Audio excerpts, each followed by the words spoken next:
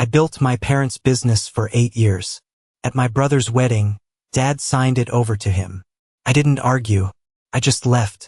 My brother ran it into the ground within a year. Dad left me a voicemail. For minutes of crying. I haven't called back. Before I tell you about the dramatic outcome of the story, let me know where you are watching from in the comments. Grab a warm cup of coffee, sit back, and listen to the whole story. The clinking of crystal glass echoed through the grand, vaulted ceilings of the Sedona ballroom. It was a sound I usually associated with celebration, a sound that meant a job was finished and a client was happy. But that night, it became the soundtrack to the greatest betrayal of my entire life. My younger brother Elijah's wedding was a lavish, over-the-top affair that screamed of new money and misplaced priorities. Massive chandeliers hung from the ceiling, casting a warm, golden glow over tables draped in imported silk. The floral arrangements alone probably cost more than my first truck. There was an open bar serving top-shelf liquor to over 200 guests, a live 10-piece band, and a pervasive atmosphere of manufactured perfection. I sat at the head table, wearing a stiff, tailored suit that felt like a straitjacket. I was 34 years old, and my hands, resting on the crisp white tablecloth, were rough, calloused, and permanently stained with the faint, stubborn hue of walnut stain. I felt completely out of place among Olivia's wealthy family and Elijah's fraternity brothers, but I was genuinely trying to be happy for him. He was my brother, after all. My dad, Matthew, stood up at the microphone. He tapped his champagne flute with a silver spoon. The room quieted down, the low hum of conversation fading into an expectant silence. My dad always hated public speaking. He was a man of the woodshop, a guy who let his calloused hands and his table saws do the talking. He usually stumbled over his words at family dinners, let alone in front of a crowd of hundreds. So, when he confidently pulled a thick, custom-made leather-bound folder from inside his tuxedo jacket, my brow furrowed in confusion. I assumed he had painstakingly written down a heartfelt speech and wanted to read it perfectly. I was so incredibly wrong.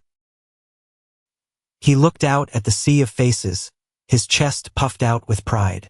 Then, he looked directly at Elijah, completely ignoring my existence, sitting just 3 feet away at the very same table. He started talking about legacy. His voice boomed through the speakers. He talked about family bloodlines, about the future, and about how a man needs a rock-solid foundation to build his life and his marriage upon. He spoke about the American dream, about building something from the dirt up. I nodded along, a small, proud smile touching my lips. I thought he was talking about our shared hard work. I thought he was acknowledging the blood, sweat, and tears we had poured into the family name. Then he opened the leather folder. Elijah, my father said, his voice thick with emotion. A man needs a kingdom to rule. He needs a legacy to pass down to his own children. Your mother and I have talked, and we believe it is time to secure your future. Therefore, as our wedding gift to you and Olivia, I am officially signing over 100% sole ownership of Callahan & Sons custom cabinetry and millwork. It is yours, my boy, the entire business. Let it well. The air violently left my lungs. It felt like someone had taken a sledgehammer to my ribs. The entire room erupted in deafening applause. People were cheering, standing up, raising their expensive champagne glasses, weeping at the incredibly beautiful, generous gesture of a father passing the torch to his son. I sat there utterly paralyzed. My brain simply refused to process the words. I looked at the folder in my dad's hands, the legal documents catching the light of the chandeliers. I looked at my brother, who was grinning ear to ear, pumping his fist in the air, already acting like a conquering corporate hero who had just closed the deal of the century. Olivia was practically vibrating with greed, her eyes locked on the paperwork. And then I looked at my dad. He wouldn't meet my eyes. He purposely kept his gaze fixed on Elijah, his smile wide and unnatural. He knew exactly what he was doing. He was handing over a massive inheritance, a thriving $1 million business that I had built with my own hands for 8 solid years. He was giving away my late nights, my early mornings, my ruined back, and my sacrificed 20s to a man who didn't even know how to properly calibrate a table saw. I didn't yell. I didn't flip the table, smash my glass, or scream about the sheer, suffocating injustice of it all. I didn't give Olivia's snobby family the satisfaction of a public meltdown. My jaw tightened so hard my back teeth ground together, sending a sharp ache up into my temples. I quietly took my linen napkin, folded it meticulously into a perfect square, and set it down next to my untouched plate. I pushed my chair back, the legs scraping loudly against the polished hardwood floor, and stood up. My girlfriend, Chloe, sitting next to me, grabbed my wrist. Her eyes were wide with sheer panic and profound sorrow. She knew. She had seen me come home covered in sawdust, exhausted to the bone. For years, I didn't say a word to her. I just gave her a slight, nearly imperceptible nod. We walked out of that ballroom together.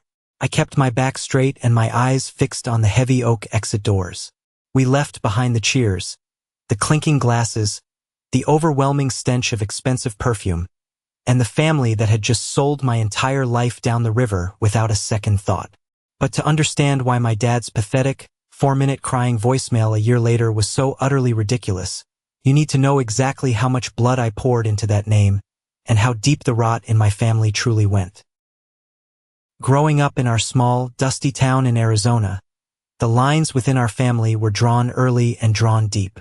I was the quiet one, the kid who was content to sit in the garage for hours with a block of scrap pine and a carving knife. I liked the smell of fresh-cut oak, the precise mathematics of joinery, and the satisfying hum of machinery. Elijah, on the other hand, was the golden child. He had the charm, the easy, dazzling smile, and a natural, infuriating ability to make people believe he was destined for absolute greatness without ever actually lifting a finger to prove it. When it was time for college, my parents sat us down at the kitchen table. They had a modest college fund saved up. I told them I wanted to go to a local community college to take some business classes, then jump straight into the trades. Elijah wanted to go to a massive, out-of-state university known more for its football team and Greek life than its academics. My parents drained every single penny of that college fund to send Elijah away. They bought him a car, paid his rent, and funded a lifestyle of tailgate parties and endless socializing. He spent 4 years skipping classes, drinking heavily, and barely scraping by with a generic communications degree that he never once put to use. He bounced from job to job with dizzying speed. He tried selling life insurance but hated cold calling. He tried residential real estate but complained about working on weekends. He even worked at a luxury car dealership for a few months before deciding the management didn't recognize his true potential.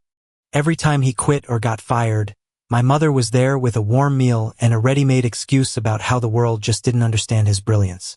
I took a radically different path.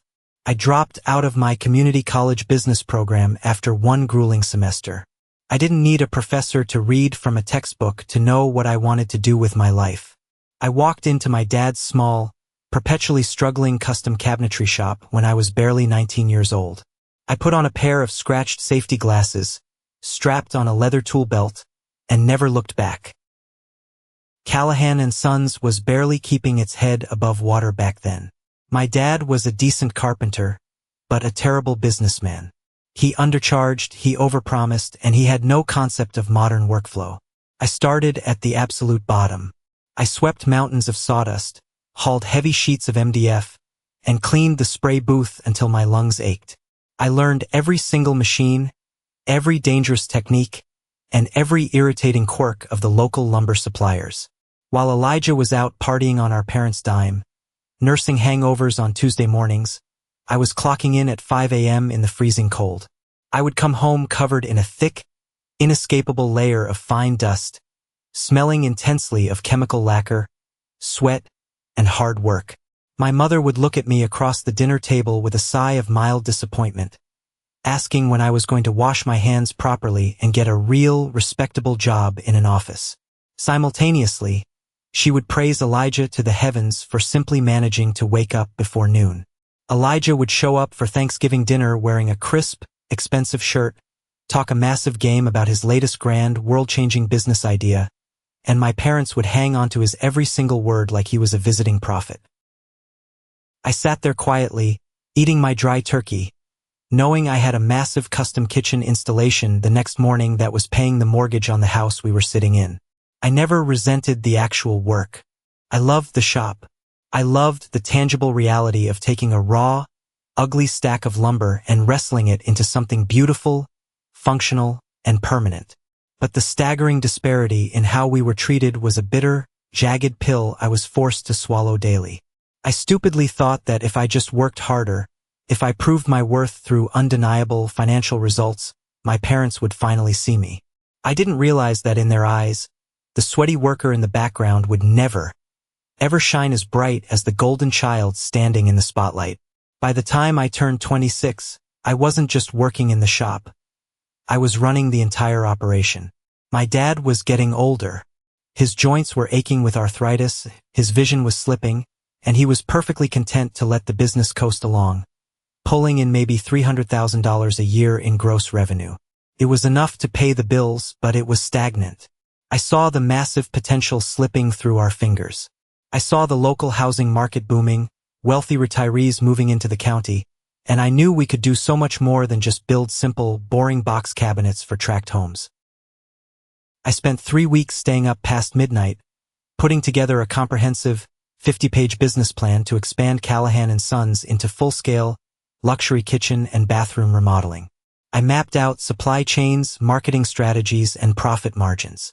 It took months of exhausting arguments to convince my dad to take the risk. He was terrified of change. He fought me at every turn. But I pushed, I argued, and eventually, out of sheer exhaustion, he gave me the green light. Fine, Mason. Do it your way. But if it tanks, it's on your head, he had warned me. I took a meager salary during those expansion years, choosing to reinvest every single spare dollar back into better, faster equipment and aggressive local marketing. I worked 60, sometimes 80-hour weeks. I was the first one to unlock the doors in the pitch black of morning and the last one to set the alarm at night. Sometimes, I just slept on a cot in the cramped office because driving home felt like a waste of time. I hunted down lucrative new clients, formed tight relationships with top-tier interior designers who catered to the wealthy, and personally project managed every single build. The results spoke for themselves. Within 3 grueling years, I had completely revolutionized the business. I tripled our revenue. We went from scraping by to pulling in close to $1 million annually. We were no longer a small-town mom-and-pop shop struggling to make payroll. We were the most highly respected custom woodworking business in a 50-mile radius. The physical workload became far too much for just me and my dad, so I started hiring. That's when I brought on David and Joseph. They were 2 incredibly talented, hungry craftsmen who shared my fanatical, obsessive attention to detail. I trained them myself. I taught them my exact standards, my proprietary finishing processes, and my relentless work ethic. We operated like a well-oiled, unstoppable machine. My dad would occasionally walk through the bustling shop floor, holding a cup of coffee he hadn't brewed, pat me on the back, and say things like, "You're doing good work, son. One day, this will all be yours and your brother's." He talked about it like a royal inheritance, a sacred legacy he was building for us, completely ignoring the fact that I was the one actually laying the bricks. I foolishly believed him. I thought I was securing my long-term future. I thought every drop of sweat, every splinter, every missed weekend was a direct investment in a company that would bear my name for decades to come. I never once asked for a formal promotion. I never demanded a massive salary bump. I didn't need a fancy office chair or my name painted on the glass door. I had the deep respect of my crew, the fierce loyalty of our high-end clients, and the undeniable concrete proof that I had built an empire from the dirt up. I thought that was enough. The entire dynamic of our family and the business violently shifted the moment Elijah met Olivia. Olivia came from a notoriously wealthy, old-money family in the next town over. She had expensive, insatiable tastes and possessed a ruthless, calculating streak when it came to social climbing. She looked at Elijah not for who he was, a lazy, unmotivated talker, but for the potential of what he could provide to maintain her lifestyle. And since Elijah's sporadic, embarrassing career history provided nothing but empty promises and bounced checks. He suddenly, desperately needed a stable, highly lucrative anchor to impress her family. That anchor, of course, was the thriving, cash-flush business I had built. About a year before the lavish wedding, Elijah suddenly started showing up at the shop. He didn't come in steel-toed work boots or dusty jeans. He strolled onto the active production floor wearing expensive, tailored slacks, perfectly ironed button-down shirts, and Italian leather loafers, looking like a corporate auditor visiting a gritty factory. He would walk around the floor with his hands clasped behind his back, pointing at expensive machinery he couldn't turn on, asking incredibly superficial questions, and acting like he was conducting a high-level efficiency review. At first, I thought it was a hilarious joke. I told David and Joseph to ignore him, figuring he would get bored after a week, complain about the sawdust ruining his shoes, and move on to his next shiny distraction. But he kept coming. He started inviting himself into my client meetings. I would be going over complex architectural blueprints with a demanding designer, and Elijah would sit there, nodding thoughtfully, throwing in meaningless corporate buzzwords like synergy and vertical integration, while I did the actual exhausting work of estimating load-bearing capacities and material costs. The worst part wasn't Elijah's sudden, parasitic interest. It was my dad's baffling, sickening reaction to it. Matthew absolutely ate it up. He was visibly thrilled that his golden boy was finally showing an interest in the dirty family trade. He started introducing Elijah to our biggest, most important clients not as an observer, but as the brilliant future of the company. He would take Elijah out for long, expensive, 2-hour lunches at the country club to discuss big-picture business strategy, putting the meals on the company card. Meanwhile, I stayed back at the noisy shop, eating a cold, squished sandwich over a set of dusty blueprints, trying to figure out how to meet a looming deadline. I brought it up to my dad one evening when everyone else had gone home. I cornered him in the office. I asked him point-blank why Elijah was suddenly involved in high-level client relations when he literally didn't know the difference between white oak and yellow pine. My dad just waved his hand, brushing me off like an annoying fly. "Relax, Mason. He's got a brilliant mind for business. You handle the production side, you're good with your hands. Let your brother handle the networking and the vision. It's a team effort." There was no promotion for me. There was no equity contract drafted. There was no acknowledgement of the fact that I was the sole reason there was any networking to be done in the first place. I was just the dumb workhorse pulling the heavy cart, while Elijah sat comfortably in the driver's seat, wearing a tailored suit, completely and utterly ignorant of the dangerous road ahead. The real, fatal knife in the back didn't actually happen at the wedding reception. It happened a few days prior, though my brain refused to process the gravity of it until much later. I had stopped by my parents' house on a rainy Tuesday evening to drop off some urgent tax paperwork for my dad to sign. The front door was unlocked, as usual, so I just walked in, wiping my boots on the mat. I heard voices coming from the kitchen. It was my mom and dad.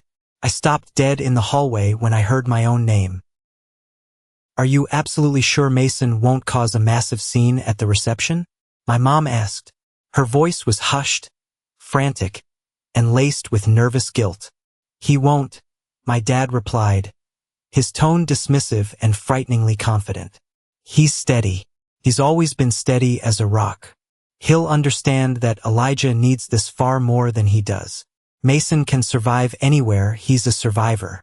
Elijah needs a lifeline, Margaret, especially with a girl like Olivia. If he doesn't have a solid title and a serious income, her family will eat him alive." I know, my mom sighed heavily. "I just want the wedding to be perfectly flawless. I even went to the boutique with Olivia yesterday to pick out that custom leather binder for the presentation documents. She's so incredibly excited. She thinks it's going to make Elijah look like a CEO." I stood there in the dark, narrow hallway, my heart pounding so violently in my chest it deafened me. The leather binder, the presentation documents. They were planning something massive. My own mother, the woman who had watched me come home physically broken, exhausted, and battered for 8 years to build their bank accounts, was actively, eagerly conspiring to hand my life's work over to my brother, simply to appease his materialistic, snobby fiancé. She knew. She had helped plan the ambush. She literally chose the wrapping paper for the knife they were going to stick directly into my spine. I slowly, quietly backed out of the house. I gently closed the front door without making a sound. I got into my truck, drove 2 blocks away, parked, and sat there for an hour, staring blankly through the windshield at the pouring rain. I desperately told myself I was misinterpreting the conversation. I told myself my parents, despite their blatant favoritism, wouldn't do something so unfathomably cold, so meticulously calculated. I convinced my desperate mind that it was just some minor administrative change, maybe giving Elijah a fake vice president title to make him look impressive for his new in-laws. I was a colossal fool. They had orchestrated the entire handover, working with lawyers behind my back, perfectly timing the announcement for maximum public impact in front of 200 people, so I wouldn't dare object and ruin the perfect day. They weaponized my loyalty, my quiet nature, and my refusal to cause public drama against me. The morning after the wedding, I woke up at exactly 4 a.m. It was pure muscle memory. My body was hardwired to get up before the sun, drink a pot of black coffee, and head to the shop. Chloe rolled over in our bed, looked at my silhouette in the dim light, and asked softly, her voice thick with sleep and worry, "Mason, what are you doing?" I didn't have a grand, sweeping plan. I just had an overwhelming, primal need to sever the cord before the poison reached my heart. I drove to Callahan and Sons. The massive parking lot was entirely empty. The giant, illuminated wooden sign above the main door, the sign I had personally designed and paid to have refurbished just 2 years ago, mocked me in the pre-dawn darkness. I unlocked the heavy steel front door and walked onto the massive shop floor. I didn't touch a single piece of inventory that belonged to the company. I didn't take a single brass screw, a square of sandpaper, or a scrap of cheap plywood. But over the last 8 years, because my dad was incredibly cheap and refused to upgrade our equipment, I had slowly amassed about $15,000 worth of my own personal high-end tools. Specialty plunge routers, German-engineered measuring instruments, Japanese pull saws, and custom chisels. I pulled my truck up to the back loading dock and spent 2 hours methodically, silently packing my gear into heavy hard cases.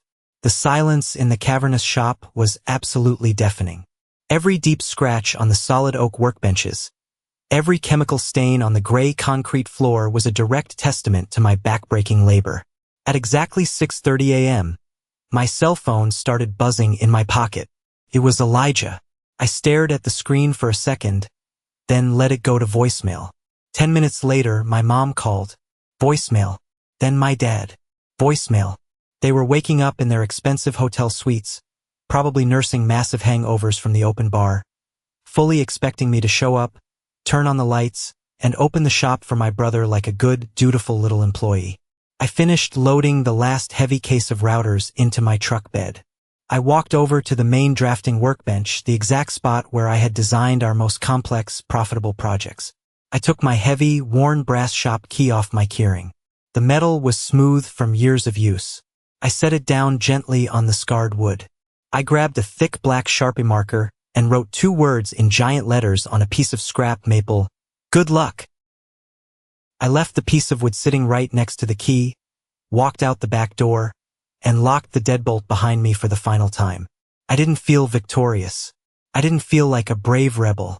I felt completely, utterly hollowed out, leaving the magnificent ruins of my own making to a man who literally didn't know how to hold a hammer without injuring himself. The crushing reality of my impulsive decision hit me a few days later when I sat down at our kitchen table and checked my personal bank account. I had walked away from a very steady, substantial paycheck, and because I had reinvested so much of my own money back into the company's equipment, my personal savings were dangerously, terrifyingly low. Chloe and I were forced to break the lease on our nice, comfortable downtown apartment. We scrambled and moved into a cramped, run-down, 2-bedroom rental on the far industrial side of town. The heating barely functioned, the exposed pipes rattled violently every time you turned on the faucet, and the terrifying reality of starting from absolute, terrifying zero weighed on me like a physical, crushing burden. I was 34 years old, technically unemployed, and entirely cut off from the only career, the only identity I had ever known. Desperation began to creep in around the edges of my mind. I desperately needed to know where I stood legally before I made my next move. I pulled together enough cash to consult with Luke, a razor-sharp, no-nonsense corporate lawyer who had helped me draft some complex vendor contracts a few years back. We sat in his sleek, glass-walled office, and I laid out the entire pathetic, humiliating story. I told him about the wedding toast, the secret transfer of ownership, the parents' betrayal, and my sudden, silent departure. Luke listened quietly, taking meticulous notes on a legal pad, his expression unreadable. When I finally finished venting, he set his pen down, leaned back in his expensive leather chair, and looked at me intensely. "Mason, let me ask you a very simple question," he said, his voice calm. "Did you ever, at any point in the last 8 years, sign a formal employment contract with Callahan and Sons?" "No," I replied, shaking my head. "It was a family business. My dad hated paperwork. We did absolutely everything on a handshake and blind trust." Luke raised an eyebrow. "Did you ever sign a non-compete agreement? Anything restricting your ability to work in this county?" "Never. Not a single piece of paper." A slow, almost predatory smile spread across Luke's face. He tossed his pen onto the desk. "Mason, you are a completely free man. They own the cinderblock building, the rusty machinery you left behind, and the name on the door. But you own the actual skill. You own the vendor relationships. You own the proprietary knowledge. You can walk out of this office today, rent a garage right across the street from them, and start poaching every single client you ever brought in, and there is absolutely nothing they can do to stop you legally. They have no case." It was the very first piece of genuinely good news I had received in weeks. A massive weight lifted off my chest. But knowing I had the legal right to start over didn't magically put expensive tools back in my hands, nor did it put high-paying clients on my empty books. I went back to our freezing, ugly apartment, sat on a cheap plastic folding chair in the living room, and put my heavy head in my hands. The mountain ahead of me looked impossible to climb. Chloe walked over, knelt down in front of me, wrapped her warm arms around my shoulders, and kissed the top of my head.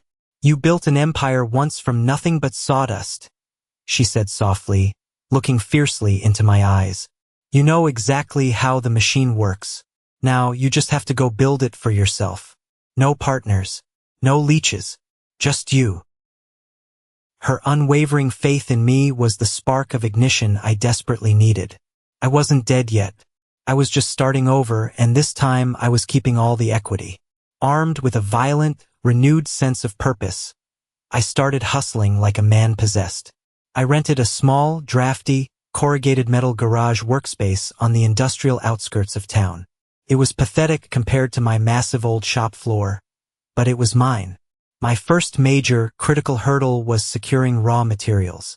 High-end custom woodworking requires flawless, high-quality lumber, and that requires a massive line of credit.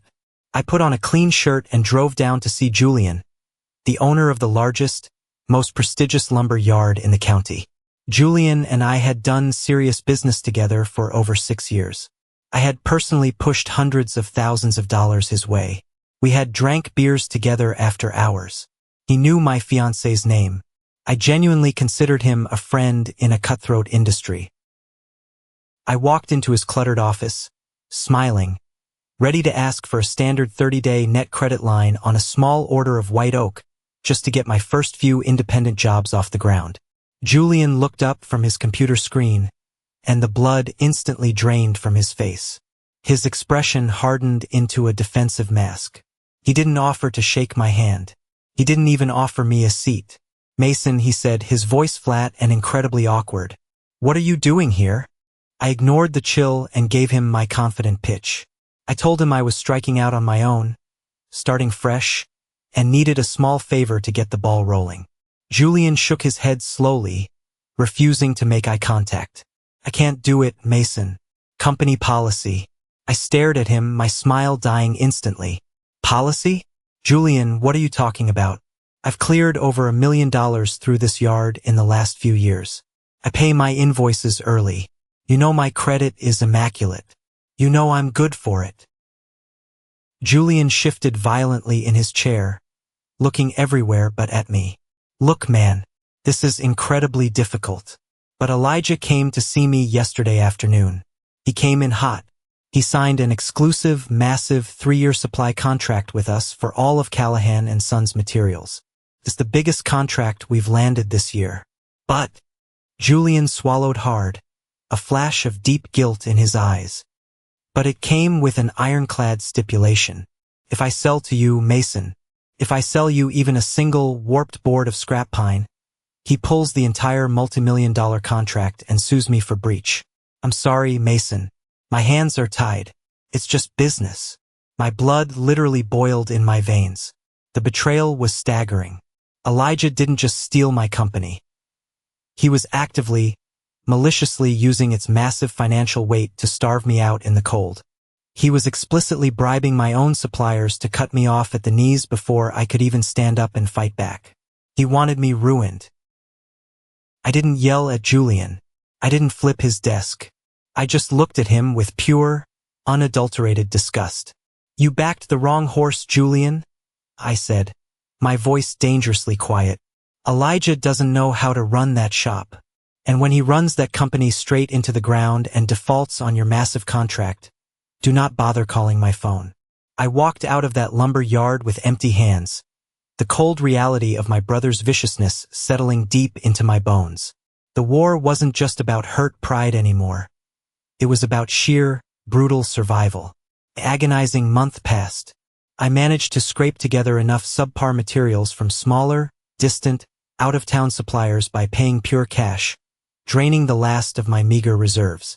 I was taking on tiny, humiliating jobs just to keep the lights on, fixing broken dining chairs, installing cheap prefab cabinets for landlords, anything that paid a few $100. One miserable, rainy afternoon, I walked into a local, Greasy Spoon diner to grab a cheap cup of black coffee to warm my hands. I immediately ran into Wyatt.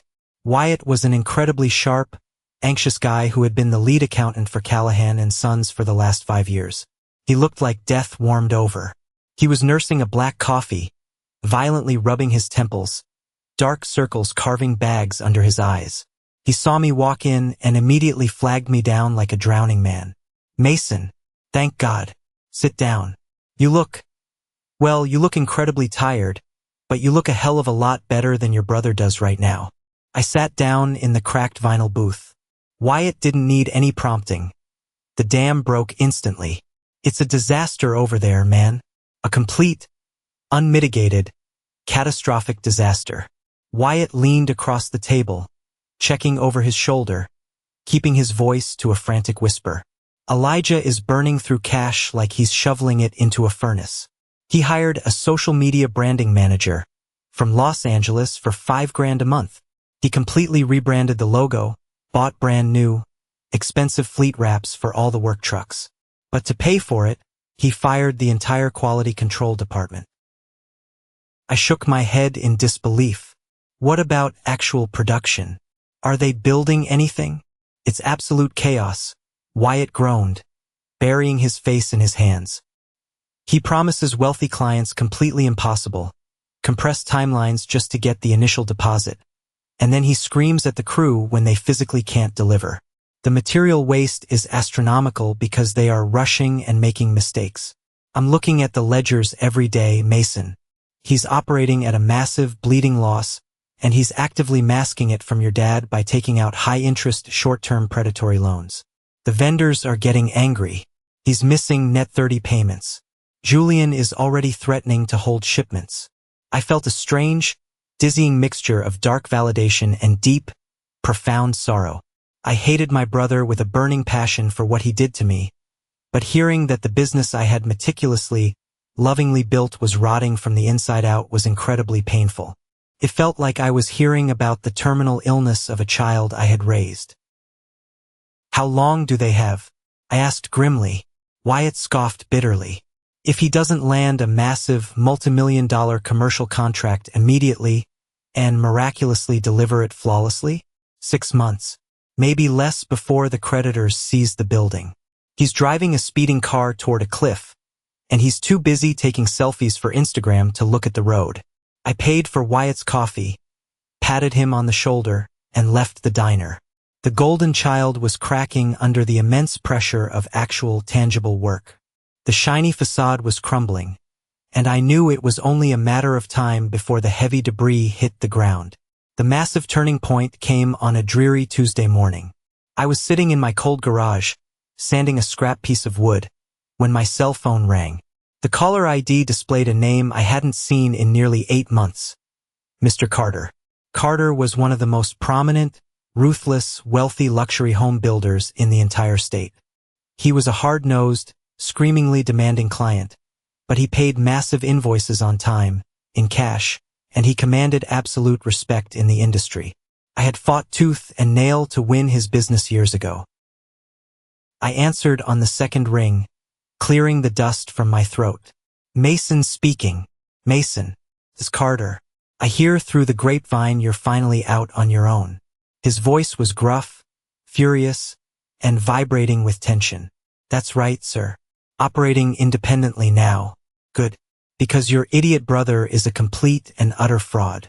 Carter didn't mince words. He never did. I stupidly gave Callahan and Sons the massive contract for the master vanity installations on the Ridgeview Estate project. Elijah swore up and down, shook my hand, and promised the quality would remain identical to when you were running the floor. I just walked the site an hour ago. The joinery is sloppy, amateur garbage. The finishes are uneven, the stain is blotchy, and they missed the critical installation deadline by 2 full weeks. I threw his entire pathetic crew off my site and fired them. I felt a massive jolt of pure adrenaline hit my bloodstream. I'm incredibly sorry to hear that, Mr. Carter. That's unacceptable. Don't patronize me, Mason, he snapped.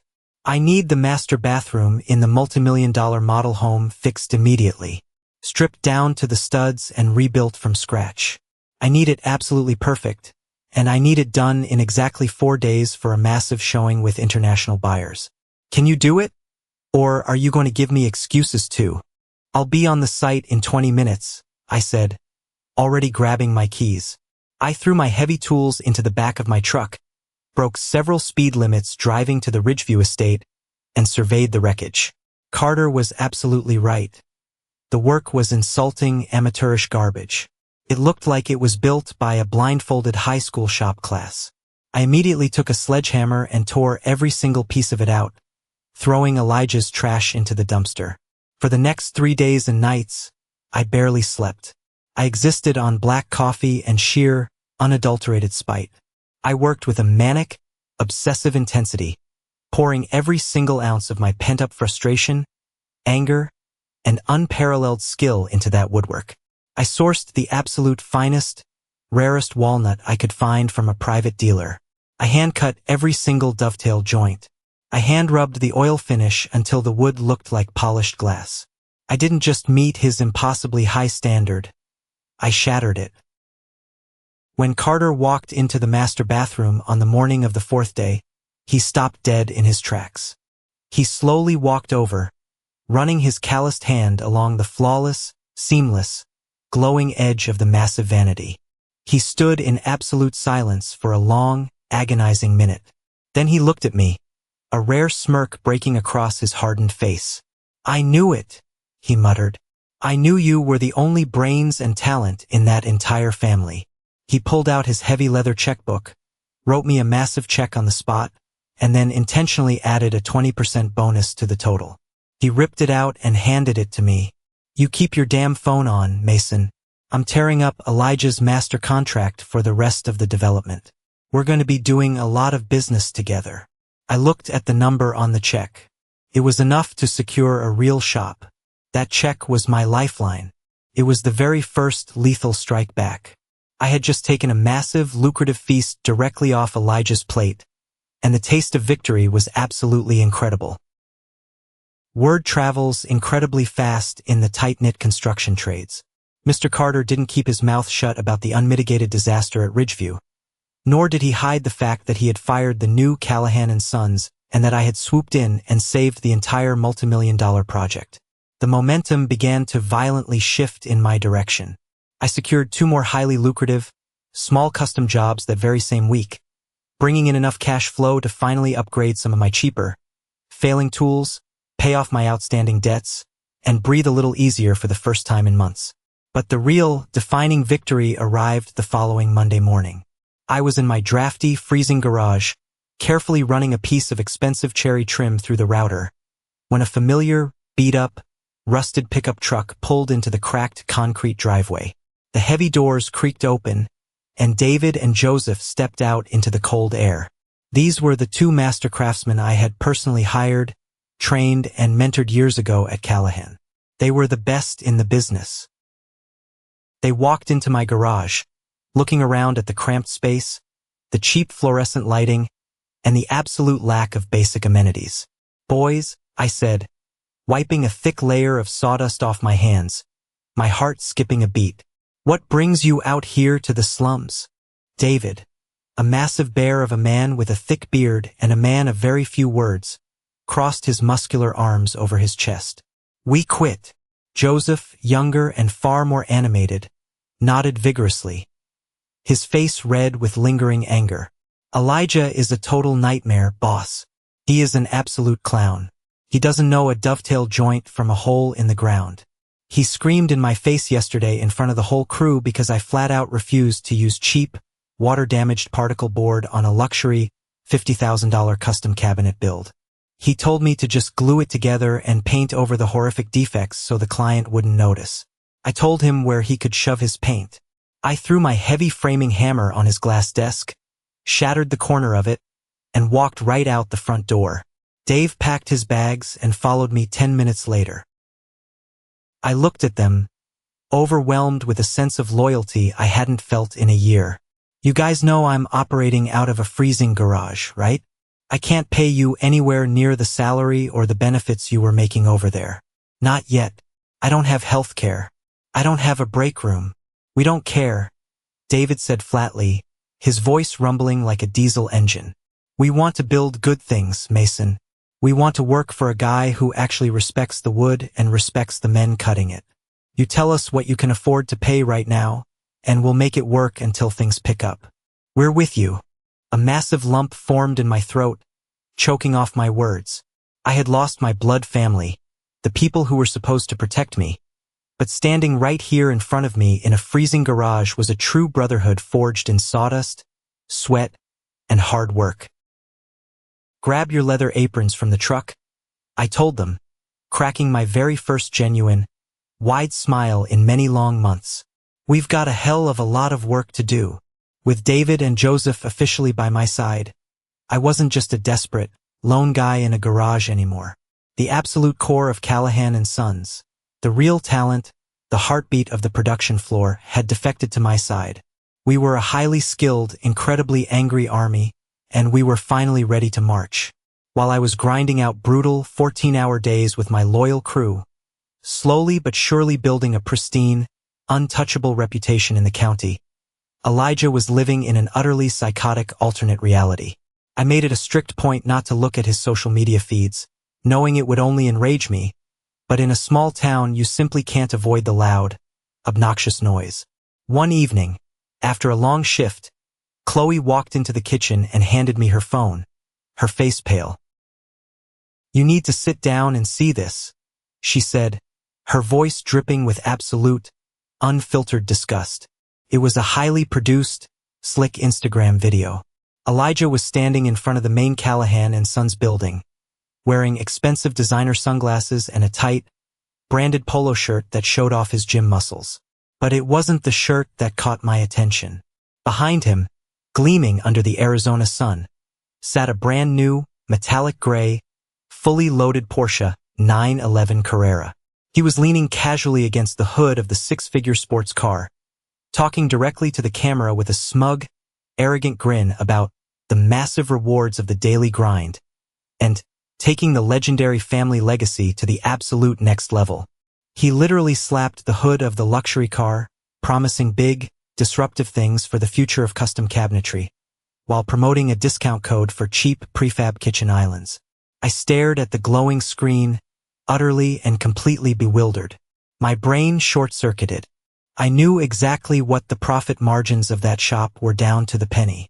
Even if the business was thriving, which Wyatt, the accountant, had definitively assured me it was not, buying a brand new Porsche on company credit was absolute financial suicide. It was a pathetic, wildly desperate attempt to project massive success and wealth while his actual business was violently hemorrhaging major clients and losing its best, most critical workers. He was slapping a shiny $100,000 bandage on a gaping, fatal chest wound. 20 minutes later, my personal cell phone buzzed on the counter. The caller ID made my stomach drop. It was my mother. I stared at it, hesitating for a long moment, then angrily swiped to answer. "Mason," she said. Her voice was trembling, laced with an artificial, sickly sweetness that made my skin crawl. "How are you doing, honey? We miss you so much." "I'm incredibly busy, Mom. I have a business to run." "What exactly do you want?" I wasn't playing the passive-aggressive family game anymore. She sniffled loudly into the receiver. "Your brother is under a lot of terrible stress right now. The business, well, it's just growing so incredibly fast, and he has so much on his plate with all the new, complicated marketing initiatives. It's overwhelming for him. He desperately needs help, Mason. He needs his big brother to come back home and run the production floor so he can focus on the big picture. He's spoken to your father, and they are willing to offer you your old salary back to return." I actually laughed out loud. A harsh, barking laugh that echoed in my small kitchen. The sheer, staggering audacity of the request was mind-blowing. "My old salary? You want me to come back and save him from his own catastrophic incompetence while he drives around town in a brand new Porsche he clearly can't afford? Mason, please, be reasonable," she cried, dropping the sweet act, her voice turning shrill and demanding. "He's family. He's your flesh and blood. You are actively tearing this family apart with your petty, childish stubbornness. Your father is sick over this." "No, Mom," I said, my voice dropping an octave, turning to absolute, unforgiving ice. "Dad tore this family apart at the wedding reception when he handed my life to a fraud. Elijah is tearing it apart right now with his massive, fragile ego and his sports cars. You all made your incredibly comfortable bed. Now you can lie in it and watch it burn." I hung up the phone, went into my settings, and permanently blocked her number. I was completely done being the disposable safety net for a family that had so casually thrown me into the fire. The dust from the Ridgeview estate job hadn't even settled when my phone rang again. It was a Thursday morning, crisp and cold. I was back in my freezing garage, sweeping up sawdust, feeling a strange mixture of extreme exhaustion and pure, unadulterated triumph. The massive check from Mr. Carter was sitting on my workbench, folded neatly inside an envelope. It was enough money to put a down payment on a real commercial workspace and buy 2 heavy-duty table saws outright. I wiped my hands on my jeans and pulled my phone from my pocket. It was Carter's office. His executive assistant told me that Mr. Carter requested my presence at his downtown corporate headquarters immediately. I didn't ask questions. I washed my hands with gritty pumice soap, put on a clean flannel shirt, and drove downtown. Carter's office building was a towering monument of glass and steel. It was a place where multi-million-dollar deals were struck over black coffee and firm handshakes. I walked into his sprawling corner suite on the 20th floor. Carter was standing by a massive floor-to-ceiling window, looking out over the city skyline. He turned around as soon as his heavy oak door clicked shut behind me. He didn't offer me a drink.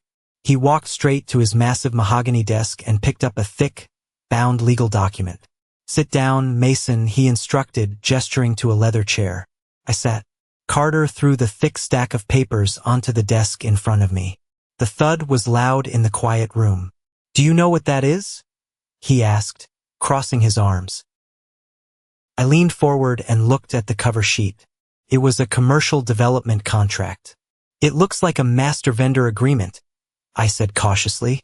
"That," Carter said, his voice hard and precise, "is the master contract for the entire Oakwood Valley luxury subdivision. We are breaking ground on 32 high-end custom homes next month.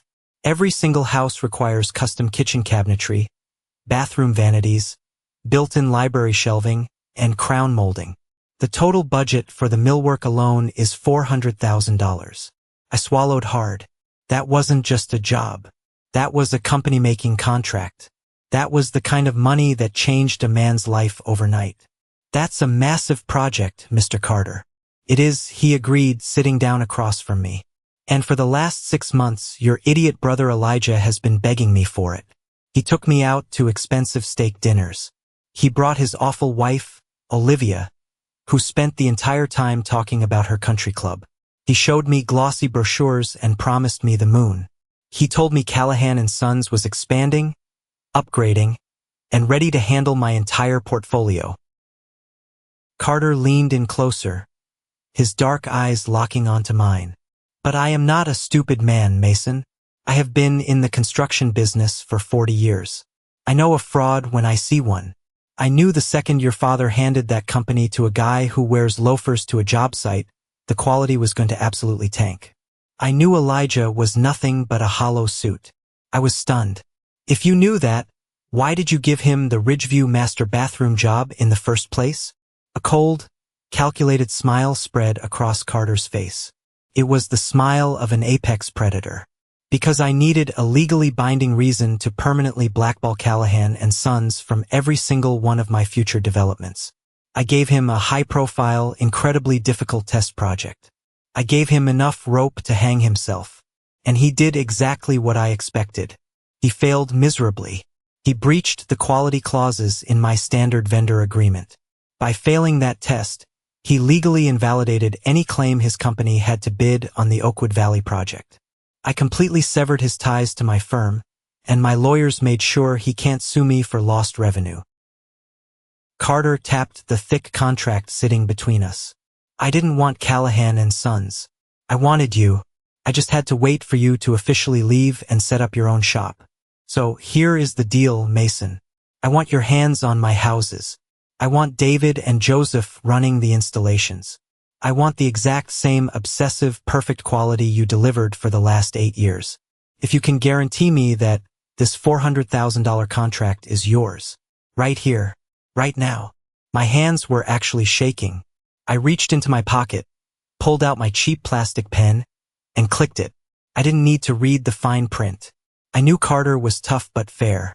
I flipped to the signature page and signed my name on the dotted line. It wasn't just a signature. It was a declaration of absolute independence. You won't regret this, Mr. Carter, I said, my voice thick with emotion. He stood up and offered his hand. I shook it firmly. I know I won't, Mason. Now go lease a real shop and hire some more men. You start in 3 weeks. I walked out of that glass tower feeling 10 feet tall. I had just stolen the crown jewel of the local construction market right out from under my brother's nose. Elijah had tried to starve me out by bribing my suppliers, but raw talent and a pristine reputation had just handed me an absolute fortune. The absolute collapse of Callahan & Sons happened much faster than anyone could have ever predicted. It was a Tuesday afternoon, just 4 days after I signed the massive Oakwood Valley contract. I was busy looking at commercial real estate listings, trying to find a proper warehouse to lease, when my phone rang. It was Wyatt, the accountant. I picked up the phone.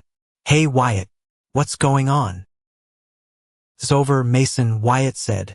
His voice was completely devoid of emotion. It sounded flat, hollow, and utterly exhausted. The castle has completely crumbled. I stopped what I was doing. What happened? Give it to me straight. Wyatt took a deep, shaky breath.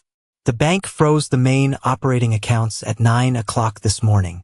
Elijah missed 3 consecutive payments on that massive, high-interest commercial loan he took out to cover the marketing budget and his ridiculous car lease.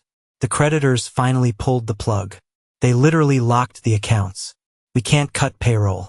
We can't buy a single box of screws. We are completely dead in the water. Where is Elijah? I asked, a cold sense of dread creeping up my spine despite everything. He's hiding inside his glass office with the blinds pulled down. Wyatt scoffed bitterly. He won't answer his phone. Julian from the lumber yard showed up an hour ago screaming his head off because his massive invoice bounced. Elijah refused to come out. Julian threatened to call the police and file fraud charges. It was a total circus. And what about Olivia? I asked. I knew exactly how his gold-digging wife would react to the money drying up. Oh, it gets better. Wyatt let out a harsh, dry laugh. Olivia showed up 30 minutes after the bank called. She stormed into his office. They had a screaming match so loud the guys on the floor could hear every single word over the sound of the air compressors. She called him a pathetic loser. She said she wasn't going to stick around to be married to a bankrupt laughingstock. She threw her wedding ring right at his face, packed her expensive bags, and drove off. She filed for divorce by noon. She's completely gone, Mason. She took whatever cash was left in their joint personal account and vanished. I stood there in the middle of my dusty garage, completely speechless. The glorious, shiny empire my father had so proudly handed to his golden child had burned to the ground in less than a single calendar year. Elijah had lost the business, his reputation, and his wife all in the span of a few terrible hours. "What are you doing, Wyatt?" I finally asked. "I'm packing my desk," he replied tiredly. "I haven't been paid in 3 weeks anyway. But before I leave this sinking ship, I'm doing one last thing." Elijah ordered me to hide the ledgers. He explicitly told me to cook the books so your parents wouldn't find out how bad the debt really was. I'm not going down for corporate fraud to protect that arrogant idiot. "So what did you do?" "I bypassed him entirely," Wyatt said, a hint of fierce satisfaction returning to his tired voice. "I printed out the raw, unedited, bleeding ledgers. Every single missed payment, every bounced check, every defaulted vendor contract. I put it all in a thick manila envelope and paid a private courier to hand-deliver it directly to your father's front door.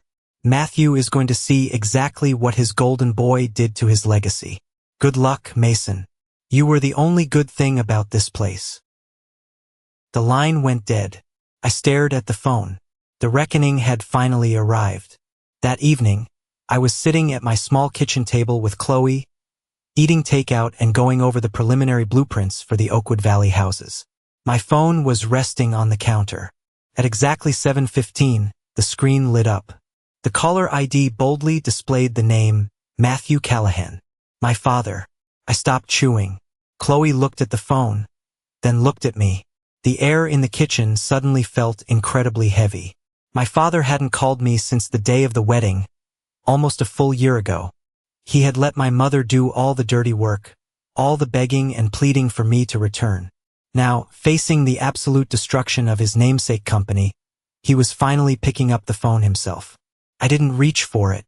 I just sat there, my hands folded on the table, and watched the phone vibrate across the cheap laminate counter.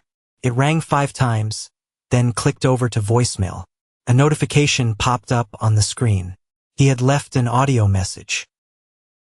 "Are you going to listen to it?" Chloe asked softly, placing her hand gently over mine. "Not tonight," I said, picking up a pen and turning my attention back to the blueprints. "Tonight, I am working on my own future. His past can wait until tomorrow."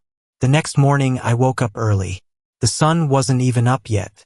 I brewed a strong cup of black coffee, poured it into a travel mug, and walked out to my truck. I sat in the driver's seat. The cab was freezing cold. I didn't turn the engine on. I pulled my phone out of my heavy jacket pocket, tapped the voicemail icon, and pressed play. The message was exactly 4 minutes and 11 seconds long. For the first 3 entire minutes, there were absolutely no words. Just the heavy, ragged, agonizing sound of my father sobbing. He was weeping with a profound, terrifying intensity. I had never, in 34 years of life, heard my father cry. He was a stoic, emotionally repressed man who believed showing sadness was a sign of unforgivable weakness. But sitting alone in my freezing truck, I listened to a grown man completely fall apart.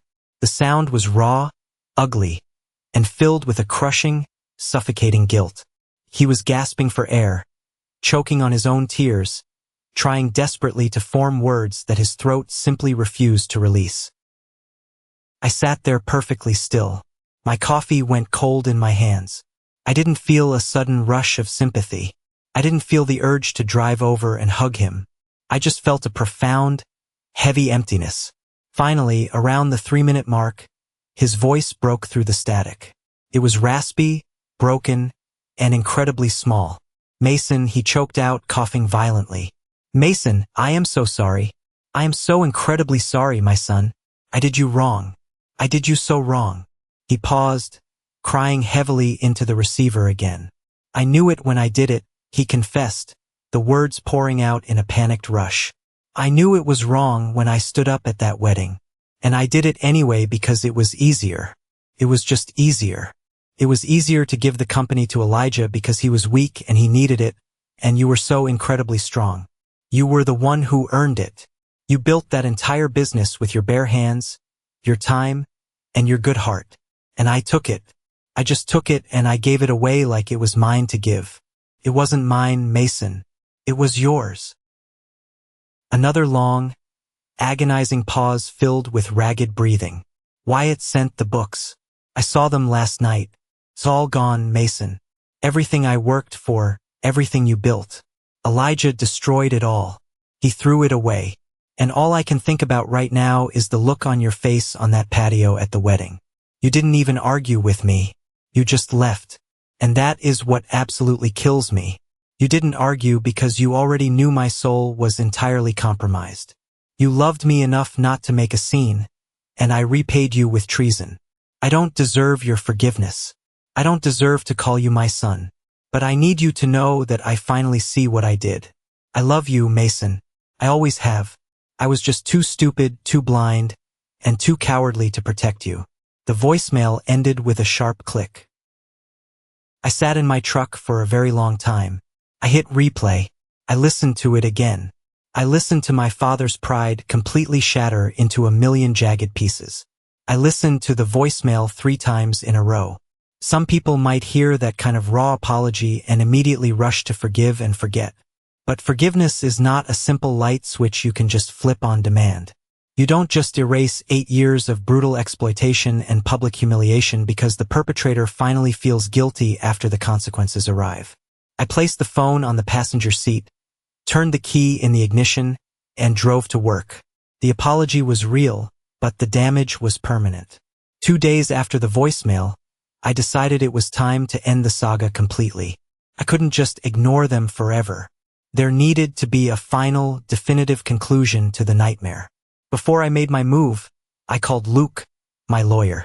I asked him to run a quiet, thorough public records search on my parents' property and Elijah's recent financial filings. I needed to know exactly how deep the hole was. Luke called me back 4 hours later. The information he gave me turned my blood entirely to ice. It was worse than Wyatt or my dad even realized. Armed with a thick manila folder of legal documents, I drove to my parents' house on a Sunday afternoon. The sky was overcast and deeply gray. I pulled into the familiar driveway. The grass was overgrown. The front porch light was burnt out. The house looked tired and defeated. I didn't bother knocking. I pushed the front door open and walked into the living room. The scene was incredibly grim. My mother, Margaret, was sitting on the floral sofa, her face buried in a handful of crumpled tissues, weeping loudly. My father, Matthew, was pacing the worn carpet like a trapped animal. He looked like he had aged 10 years in a single week. His skin was gray, his shoulders were heavily slumped, and his eyes were bloodshot and frantic. Sitting in an armchair in the corner, looking completely detached from reality, was Elijah. He was wearing sweatpants and a dirty t-shirt, staring blankly at the muted television screen. The golden child looked like a beaten, pathetic dog. My dad stopped pacing the second he saw me. He froze. "Mason," he whispered, his voice cracking. "You came." My mother looked up, her eyes wide with desperate, manic hope. "Oh, Mason, thank God. Thank God you're here. We are in so much terrible trouble. Please tell us you can help. We know you got that massive new contract with Carter. We heard the rumors. You have to save the company. You have to save your brother. Please, Mason." I looked at her with absolute disgust. Even now, standing in the smoking ruins of their terrible decisions, her first instinct was to demand that I sacrifice my own hard-earned success to rescue the son who stole from me. I am not here to save the company, Mom, I said, my voice dangerously calm and perfectly steady. Callahan and Sons is entirely dead. It is a rotting corpse. Elijah killed it. Elijah finally looked away from the television. He glared at me, a flash of his old, arrogant entitlement flaring up. Shut up, Mason. You don't know anything about running a modern corporate business. I just hit a bad cash flow cycle. If you just loan me 50 grand to cover payroll, I can turn it all around. I didn't yell. I didn't raise my voice. I simply walked over to the heavy oak coffee table and violently slammed the thick manila folder down on the wood. The loud smack made everyone in the room jump. A bad cash flow cycle? I repeated, staring a hole straight through my brother. Is that what you call corporate fraud? My dad stepped forward, his hands shaking. Mason, what is that? What are those papers? That, I said, pointing at the folder, is the absolute truth. You read Wyatt's ledgers, Dad. You saw the missed payments and the vendor debt. But Wyatt only saw the company accounts. He didn't see the personal side. I had my lawyer dig into the public county records this morning. I opened the folder and pulled out a certified copy of a bank document. I held it up so my father could see it clearly. You asked me to come back and save this family, I said, looking directly at my dad. But you don't even know the extent of the betrayal. Do you know how Elijah paid for that brand new $100,000 Porsche sitting in his driveway right now? He leased it through the business, my dad stammered, his eyes darting nervously. He told me it was a corporate marketing expense. He lied to you, I said coldly. He couldn't lease it through the business because the business credit was already completely maxed out and in the gutter.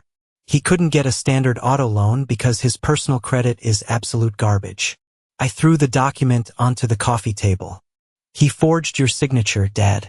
He manipulated the power of attorney documents you foolishly gave him during the business transfer. He went to a predatory lending bank and secretly took out a massive, high-interest second mortgage on this very house. Your house. The house you worked 30 years to pay off. He used the equity in your home as direct collateral to secure the loan for his sports car and to cover his massive personal credit card debts. The silence in the living room was absolute and terrifying. It felt like all the oxygen had been instantly sucked out of the room. My mother let out a horrific, piercing gasp, covering her mouth with both hands. Her eyes widened in pure horror as she looked at Elijah. My dad slowly reached out with a trembling hand and picked up the document. He put on his reading glasses. He read the bank letterhead. He saw his forged signature. He saw the massive dollar amount of the lien placed against his property. His knees literally buckled. He collapsed onto the sofa next to my mother, the paper slipping from his fingers. He started hyperventilating, grabbing his chest. Elijah. My dad wheezed, looking at his youngest son with an expression of complete and utter devastation. Tell me this is a lie. Tell me you didn't put a mortgage on our home.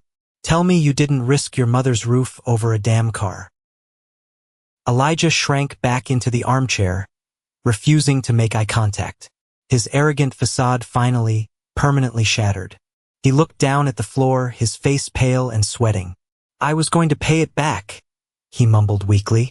I just needed some temporary capital to project success. You have to spend money to make money. It was just an investment in my personal brand. I was going to pay the bank back as soon as the big contracts came in. There are no big contracts. My dad suddenly screamed, his voice tearing through the house with a terrifying fury I had never witnessed before.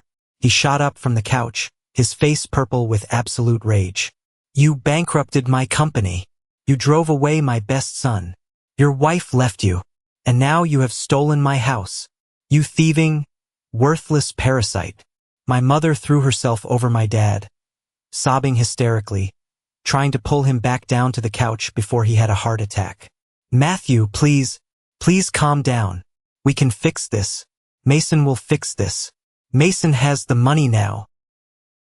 She looked at me, her face streaked with black mascara, her eyes pleading with a desperate, pathetic intensity. Mason, you have to pay the mortgage off. You have to save the house. You're making so much money now. Please, do it for your father. I stood tall, looking down at the absolute wreckage of my family. I felt nothing but a cold, hard sense of absolute justice. They had finally reaped exactly what they had sown. I am not paying a single dime of Elijah's debt, I said, my voice echoing loudly in the quiet, tragic room. You chose him. You handed him the keys to the kingdom without a second thought. You actively conspired behind my back to steal 8 years of my life to give him a free ride. Now, the ride is over, and the brutal bill has finally come due. This is the moment that changes everything, the moment I finally took back control of my life. Thank you so much for your patience and for staying with me until now. You've been amazing. Please give this video a like and comment 1 below to let me know you've made it this far. Not only does this help more people find this story, but it also lets me know that my experiences truly mean something to someone. Your support is my greatest motivation to keep sharing the rest of this journey. The chaotic screaming in the living room eventually died down, replaced by the heavy, suffocating sound of my parents' quiet, desperate sobbing. Elijah remained glued to his chair, staring at the floor, completely paralyzed by the catastrophic reality of his own massive failures. He had finally run out of excuses, out of charm, and out of other people's money to spend. My father looked up at me from the sofa. His face was entirely devoid of hope. The proud, stubborn patriarch who had confidently handed over $1 million company at a wedding reception was completely gone. In his place sat a broken, terrified old man who was staring down the barrel of homelessness in his retirement years. What do we do, Mason? He asked, his voice barely a raspy whisper. The bank is going to foreclose on the house. We have absolutely nothing left. My savings are gone. The company accounts are frozen solid. We are going to be living on the street. I reached into my jacket pocket and pulled out a crisp, white business card. I walked over and placed it gently on the coffee table, right next to the forged mortgage documents. It was Luke's card. You call this number tomorrow morning at exactly 8 o'clock, I instructed calmly, stepping back to maintain my physical distance. Luke is a ruthless, highly effective corporate bankruptcy attorney. He is not cheap, but he is the best in the state. I have already spoken to him about your situation. My mother looked up, a tiny, pathetic glimmer of hope returning to her eyes. He's going to save the company? No, I quickly corrected her, crushing that false hope instantly. Callahan & Sons is entirely dead. The brand is toxic. The debt is insurmountable. Luke is going to help you legally file for Chapter 7 total corporate bankruptcy and liquidate every single asset the company owns. The building, the trucks, the remaining machinery. All of it gets sold to the highest bidder to satisfy the angry creditors. I turned my attention squarely to my father. Luke's primary job is to aggressively protect your personal assets from the fallout of Elijah's corporate fraud. He is going to initiate immediate legal action against Elijah for the unauthorized forgery on the mortgage documents. By proving Elijah committed direct financial fraud without your consent, Luke can likely force the predatory bank to uncouple the lien from this house. You will lose the entire business, Dad. Every last splinter of it. But if you do exactly what Luke says, and if you throw Elijah completely under the legal bus where he belongs, you will get to keep the roof over your head. Elijah's head snapped up, his eyes wide with absolute panic. You're telling them to sue me? You're telling our own parents to press fraud charges against me? I looked at him with zero sympathy. You committed a felony, Elijah. You stole their home. You aren't the golden child anymore. You are a massive liability, and it is time you face the actual, legal consequences of your reckless actions. I looked back at my parents one last time. They looked incredibly small, fragile, and utterly defeated. I am paying Luke's initial retainer fee, I told them.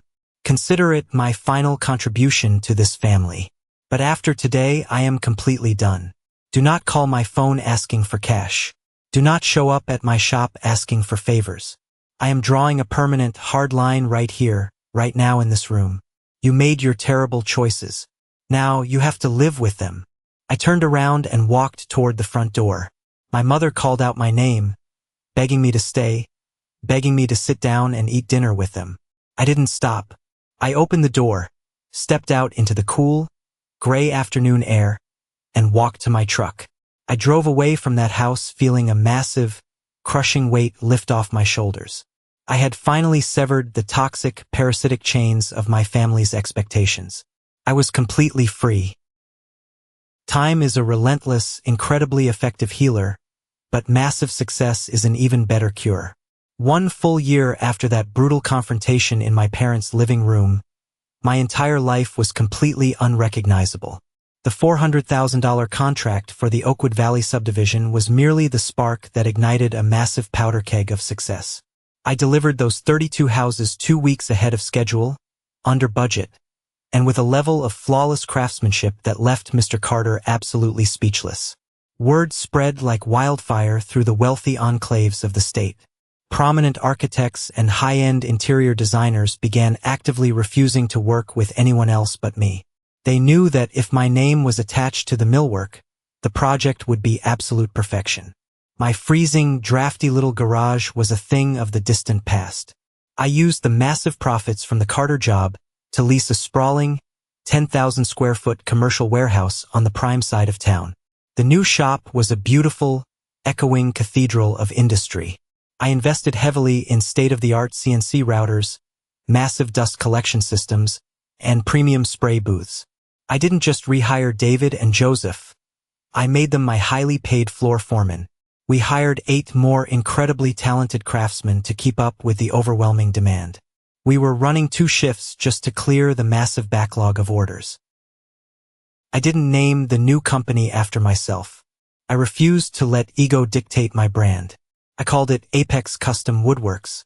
We were at the absolute top of the food chain, and everyone in the county knew it. But the success wasn't just confined to the business ledger. On a sunny Saturday afternoon in October, Chloe and I stood in the driveway of our beautiful, sprawling new home.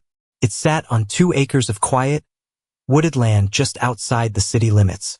It had a massive wraparound porch, a huge gourmet kitchen that I had completely gutted and rebuilt myself with solid cherry cabinets, and a massive backyard.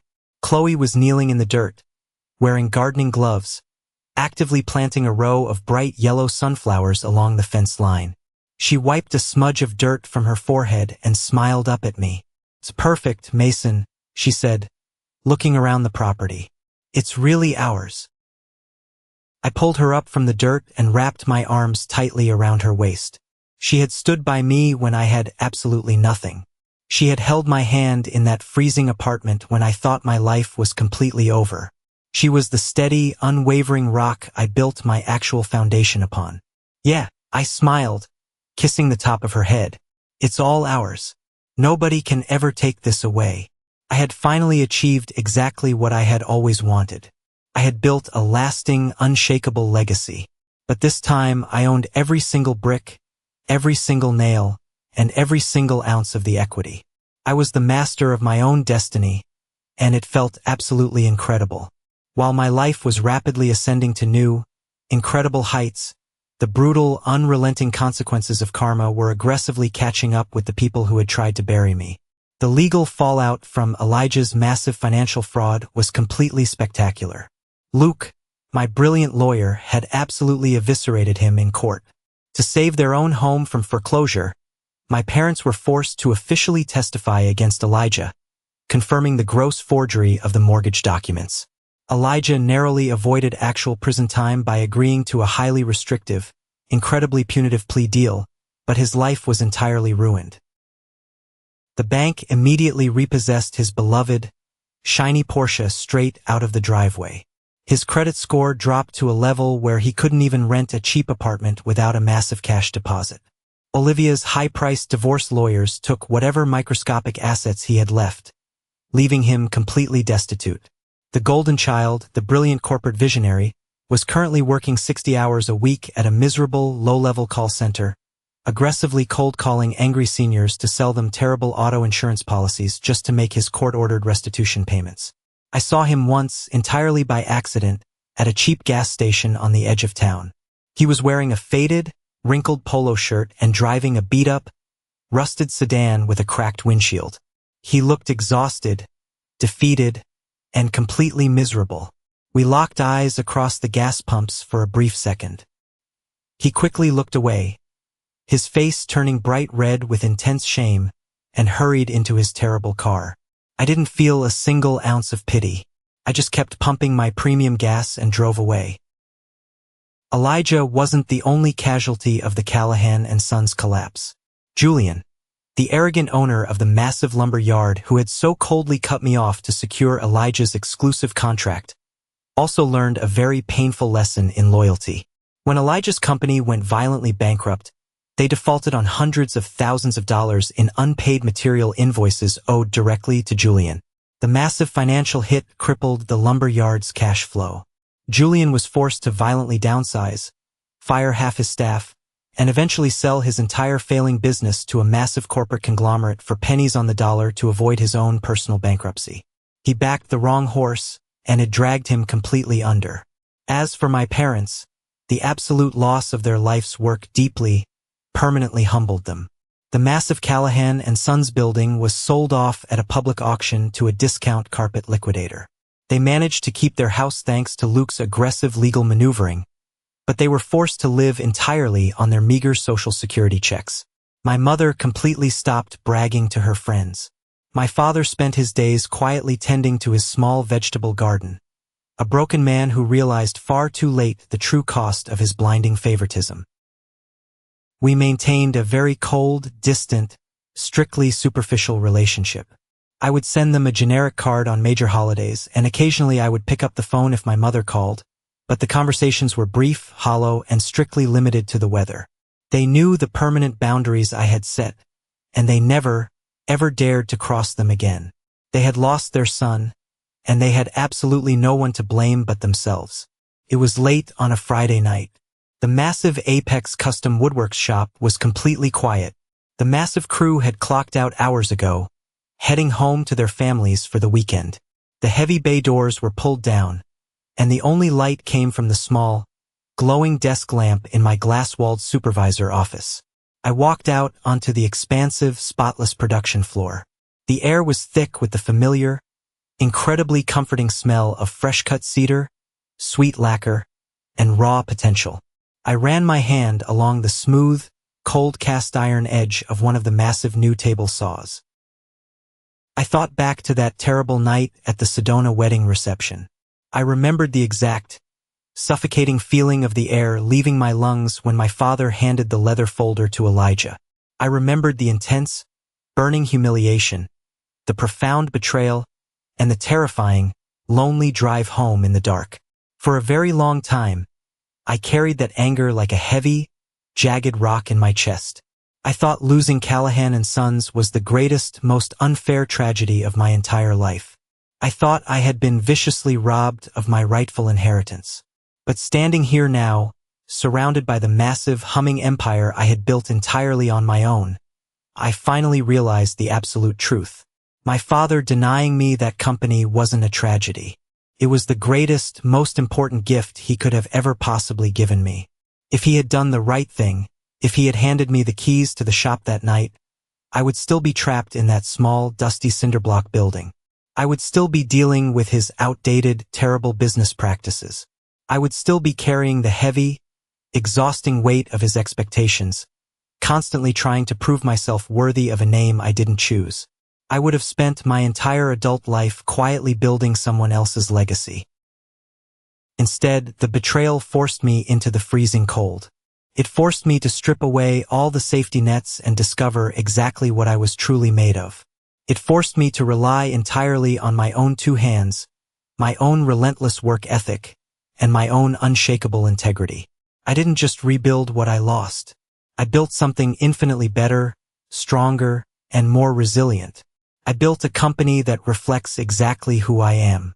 I looked up at the massive, illuminated sign hanging proudly above the main office door. Apex Custom Woodworks. It didn't have my father's name on it. It didn't have my grandfather's name on it. It didn't need to. It was mine. I turned off the main breaker switch, plunging the massive shop into quiet darkness, locked the heavy steel doors, and drove home to my beautiful wife. The past was permanently buried in sawdust, and the future was absolutely wide open. Thank you for sticking around and listening to my story. It was a long, painful journey, but reliving it reminds me of how far I've truly come. I hope this resonated with you in some way, especially if you've ever felt undervalued or overlooked by the people who were supposed to support you the most. Have you ever found yourself in a similar situation, where you had to walk away from everything to finally build your own worth? I'd love to hear your experiences down in the comments. And if you made it all the way to this exact moment, you are officially part of the 1% Club. Drop a W in the comments below. W stands for winner. It lets me know who the truly amazing people are who stick around until the very end. If you enjoyed this story, please hit that like button and follow the channel so we can share more incredible journeys together. See you in the next